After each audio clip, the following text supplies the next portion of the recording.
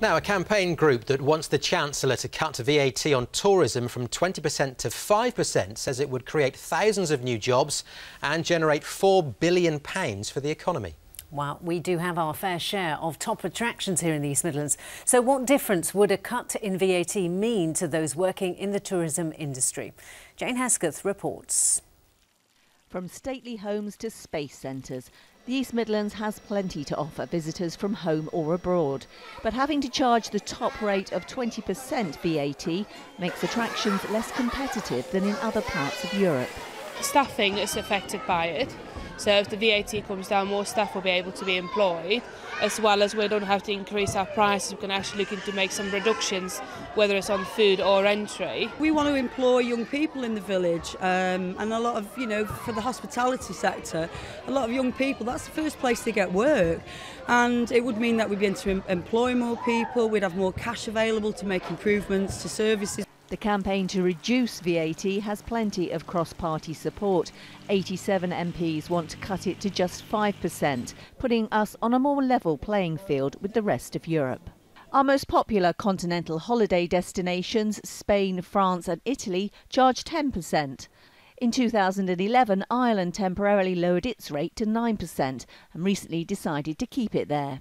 In the Netherlands, VAT is charged at 6%. And Luxembourg has the lowest rate in Europe at just 3%.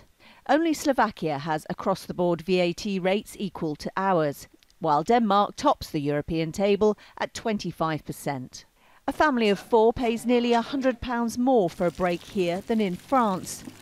Those working in the tourism industry believe a significant cut in VAT would have immediate benefits all round. Presumably it would reduce the room rates, so that would be good. It would create bigger footfall. There'd be more people. More people equals more jobs and more spend in the economy. So all round it'd be very good and add to the already very successful tourism sector. One city hoping to cash in on its recently discovered tourist attraction is Leicester. They've announced a tourism action plan to ensure the discovery of Richard III's remains makes them a must-see destination, with or without a cut in VAT. Jane Hesketh, ITV News. In a statement, the Treasury said, "We have provided over £1 billion in business rate support." The UK also has the highest VAT registration threshold in the EU, and many tourist attractions do not have to charge any VAT to their customers. Although we keep all taxes under review, we do not have any plans to introduce a VAT cut for the tourism sector. Earlier, I spoke to Graham Weston, the chairman of the Cut Tourism VAT campaign, and I began by asking him why we needed this tax cut.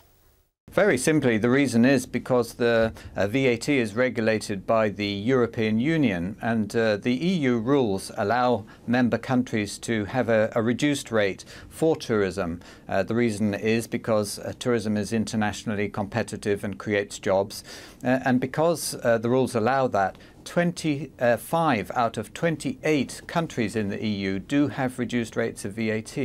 It's only Britain with Denmark and Slovakia are the only exceptions. And it means that if you take a holiday in the United Kingdom, or if you visit Chatsworth or a visitor attraction in this country, you pay 20% VAT. The average in all those other countries in the EU is 10%. Why is it double in the UK? Many will say, although it is expensive for many parents when they want to take their children out, we've got half-term coming up next week, for instance, although many would like to see a reduction in perhaps entry fees and that sort of thing, can we actually afford it? We definitely can. Our figures show that Treasury is going to win all the way to the bank with this measure. We've researched this in tremendous detail. We've had unprecedented access to Treasury's own model to run our figures, and their model shows this measure is far more effective for creating jobs and generating fiscal income than any other measure which the government's been proposing. We estimate £4 billion net gain to Treasury over 10 years. Well, Graham, the government aren't convinced, are they? Because we just heard Mr Osborne say, although we keep all taxes under review, we have no plans to introduce a VAT cut for the tourism sector. I mean, what's your response to that?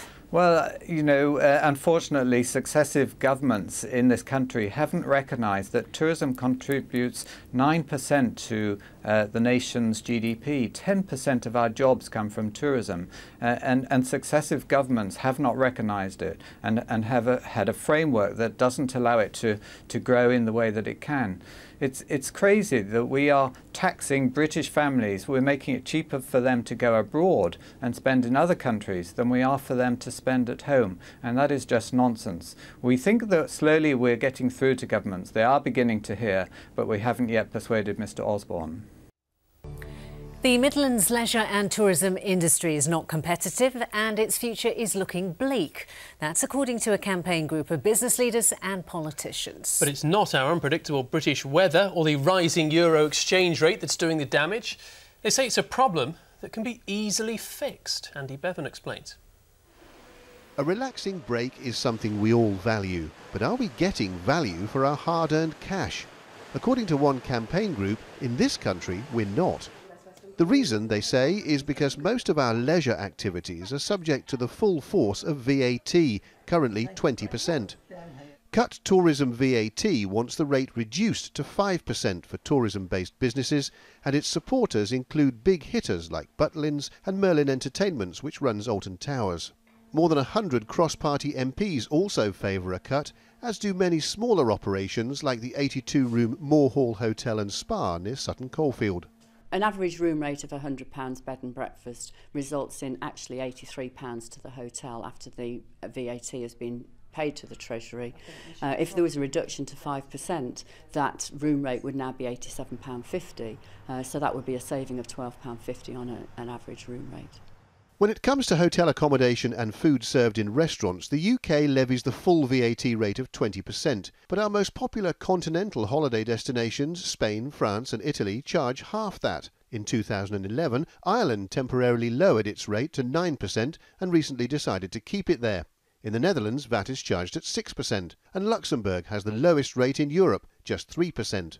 Only Slovakia has across-the-board VAT rates equal to ours, while Denmark tops the European table at 25%. Tourism contributes 9% to the nation's GDP. 10% of our jobs come from tourism, and successive governments have not recognised it and have had a framework that doesn't allow it to grow in the way that it can. It's crazy that we are taxing British families. We're making it cheaper for them to go abroad and spend in other countries than we are for them to spend at home. For destination desirability, England's green and pleasant land pushes it to overall 5th out of 140 countries in the World Economic Forum's latest travel and tourism competitiveness report. But by comparing actual prices and therefore value for money, it plunges to 138th. Music fans know Weston Park in Staffordshire best for its annual V Festival, but the Capability Brown Gardens and the 17th century former family seat of the Earls of Bradford gets around 50,000 paying visitors each May to September. Other areas like the coffee shop trade year-round.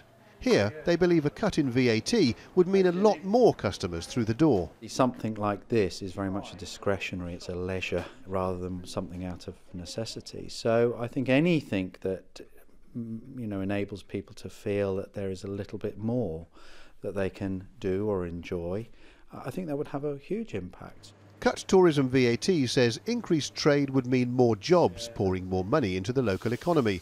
Therefore, they say, the reduction in VAT to the Treasury would be quickly recouped. And they warn that sitting back and doing nothing should be something strictly reserved for the guests. Andy Bevan, ITV News. In a statement, the Treasury said, we have provided over £1 billion in business rate support. The UK also has the highest VAT registration threshold in the EU, and many tourist attractions do not have to charge any VAT to their customers. Although we keep all taxes under review, we do not have any plans to introduce a VAT cut for the tourism sector.